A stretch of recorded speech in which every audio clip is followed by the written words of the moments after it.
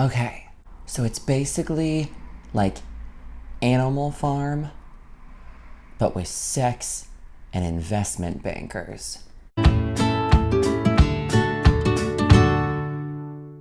Good morning. It's me, the Bi Book Boy, and this week we're talking about American Psycho by Bret, Easton, Ellis. This is not the only book I read this week. However, the other book I read was Gone Girl, and as you know, if you've been watching my channel, my friend Emily over at Emily Reads Books and I are reading Gone Girl together, and we're gonna Skype and talk about it and make a second video for you for the second half. So that's coming. Shout out to Emily, I love you. But this book is also a lot, so it did take me like a good 4 days to read. But first, if you're new here, my name is Logan and welcome to the Bi Book Boy. I'm a chaotic bisexual and I read books. So American Psycho. This book, I'm not gonna give it Grandma's approval because Grandma would not like this book. In fact, I don't even know that I like this book. Like, I enjoy it, but I struggle to say that it is a good book. Like, I understand that it is a classic, and it is very well written for sure. And I appreciate a lot of what it did. It's one of those horror books that is so just like assaulting to the senses that I struggle to recommend this book to people. Anyway, let's get into it. American Psycho is about an investment banker named Pat Bateman who works on Wall Street. He is 27 years old, ripped, beautiful. He's constantly being mistaken for a model. He's got a beautiful girlfriend named Evelyn, who is played by Reese Witherspoon in the movies, and he's got all these fancy investment banker friends. It's basically his internal monologue as he goes through a year in the life of being a mega rich investment banker in the 1980s. And the story chronicles the way that he copes with how materialistic and fake everyone around him is. Some people turn to alcohol. This dude does, JB and the Rocks. Some people turn to drugs. This dude does cocaine. What else does he do to get a thrill? He murders prostitutes and eventually homeless people and eventually children.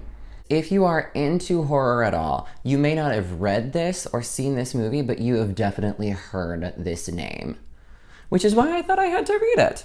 There is a lot of controversy around this book and its plot and whether or not it is one of the most feminist novels ever written or one of the most intentionally misogynist books in the world.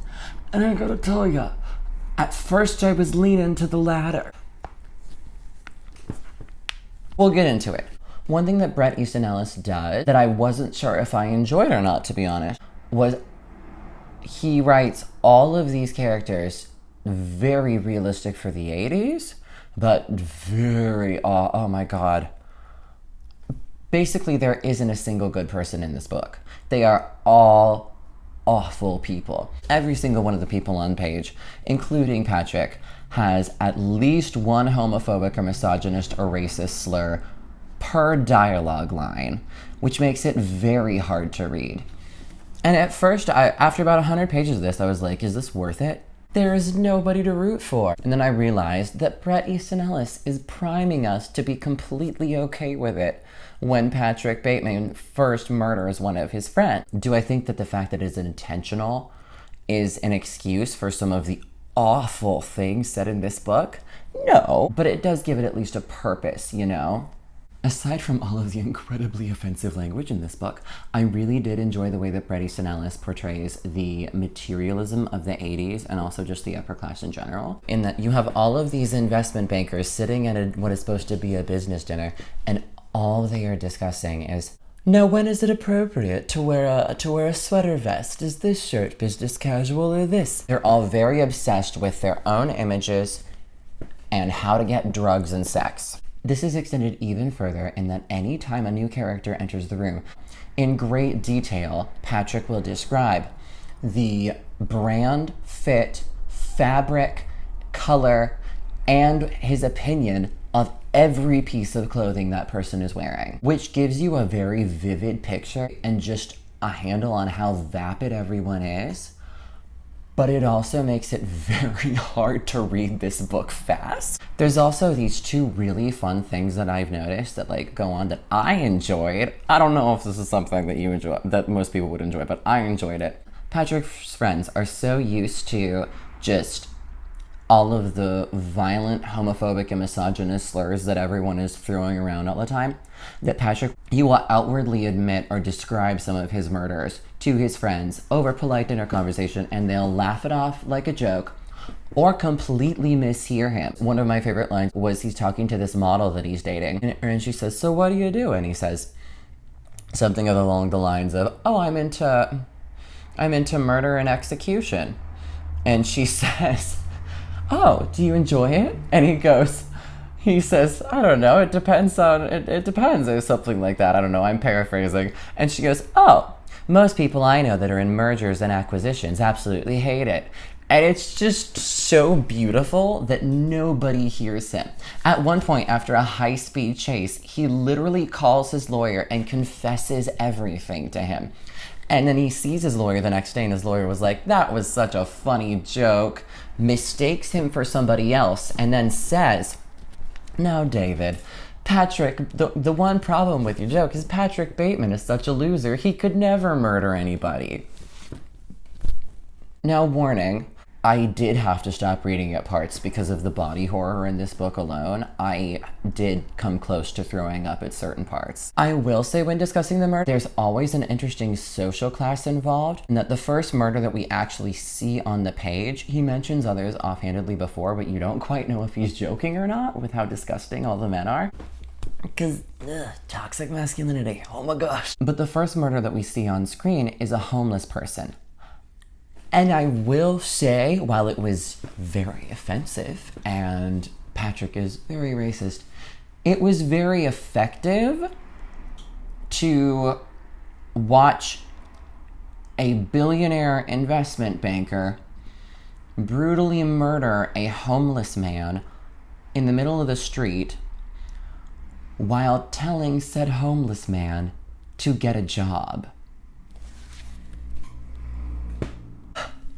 Society. There's also the many string of women that Patrick views as he obviously views as only objects to experiment with, because he has very, very, we'll say, violent sex with them, and then does other things to them, such as crucify them, or really just disgusting things that could get this video taken down off of YouTube. So, and it gets to the point where at one point he literally says, "I never knew that sex could be emotional or passionate driven.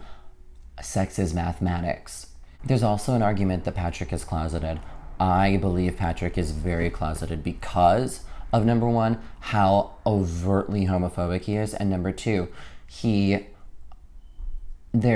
goes to murder one of his friends, but finds out that friend is in love with him and wants to enter into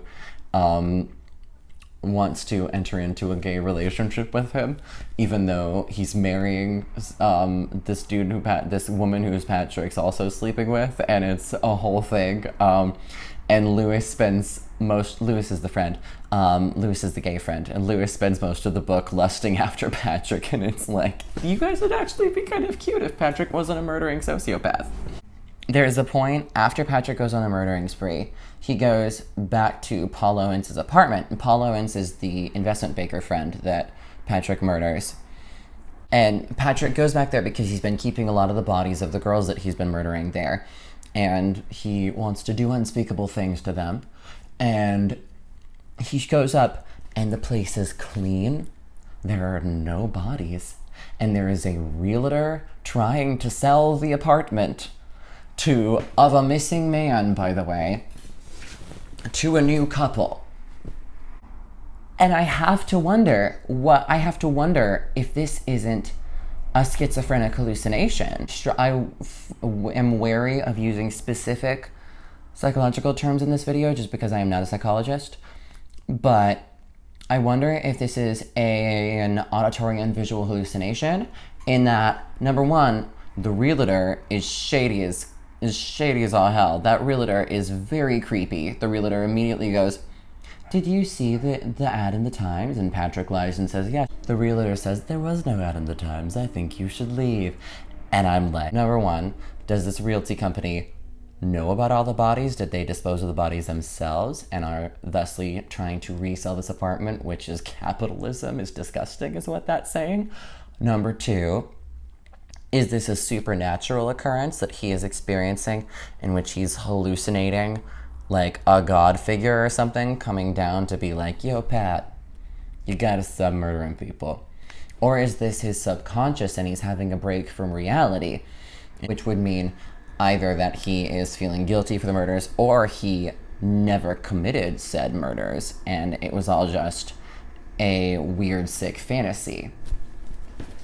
There's also a scene where he gets into a cab and the cab driver recognizes him as the person who murdered his friend, which we could say that's proof that the murders are real, or we could say, is this cab driver real? Or is this his paranoia coming out? Because he's very worried about certain people knowing that he does these things, but then he fully confesses to his lawyer, who doesn't take him seriously, and he takes bloody clothes and sheets regularly to the dry cleaner, and then yells at the poor dry cleaning company when they can't get the stains out. He becomes a frickin' Karen. Basically, if Patrick Bateman were alive today, he would be a white anti-masking woman named Karen. Wear your mask, people. There's also a commentary on just how uninformed the upper class was in the 80s.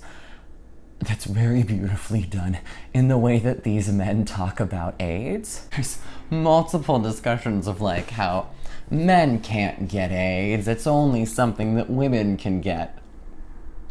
Or you can't get AIDS from sex, it only comes from this. Or like, surprisingly, I didn't find that AIDS is a gay cancer argument, which is something that was very prevalent in the 80s. They thought that AIDS was literally a blood cancer caused by being gay.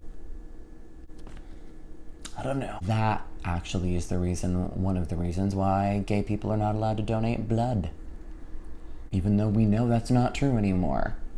There's also a really interesting pattern of Patrick idolizing really prominent figures very prominent figures in the media that day. One of his first encounters is he runs into, not Brad Pitt, oh no, he runs into Tom Cruise. He claims he lives in the same building as Tom Cruise and runs into him in the elevator. And I had trouble believing that, so again, I wonder if Patrick is a reliable narrator. Secondly, there's this running theme of Patrick being obsessed with Donald Trump. There's also entire chapters dedicated to describing prominent pop music figures in the 80s. Like, after one of his first murders, there's literally a 4-page analysis that is just Whitney Houston's career, which, again, makes me think he's closeted, who is obviously the queen of all gays and incredible. Nothing plot-wise happens in that chapter. He just discusses, this is how Whitney Houston, yada yada, you know, this is how Whitney Houston came to power. This is how it came to power. She is the queen. She is the queen of God. She's the queen of God.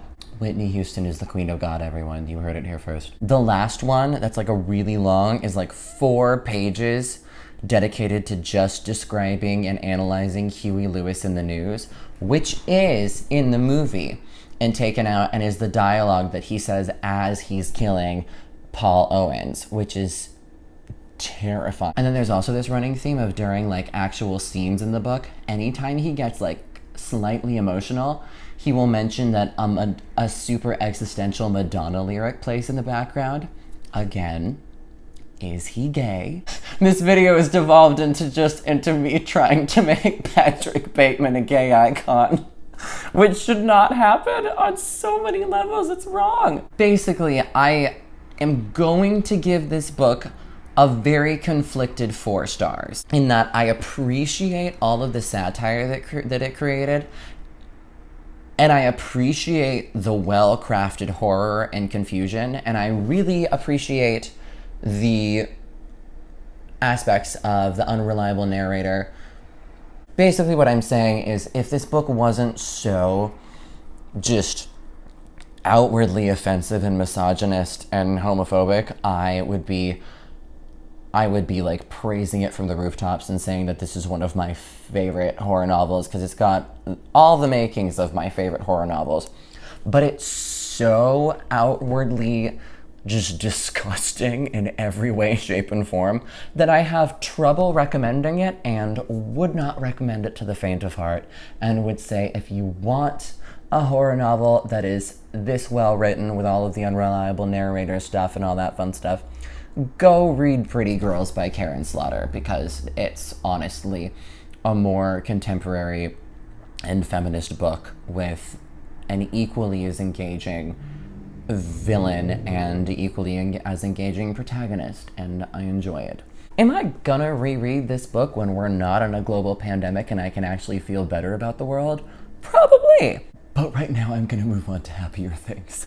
If you're still here, thanks for sticking around and helping out. And if you want more semi-regular, chaotic, bisexual content, make sure to like, subscribe, share this video for the YouTube algorithm so that I can get to 50 subscribers, please and thank you. We'll do a really fun video when that happens. I haven't thought of it yet, but we'll do something fun.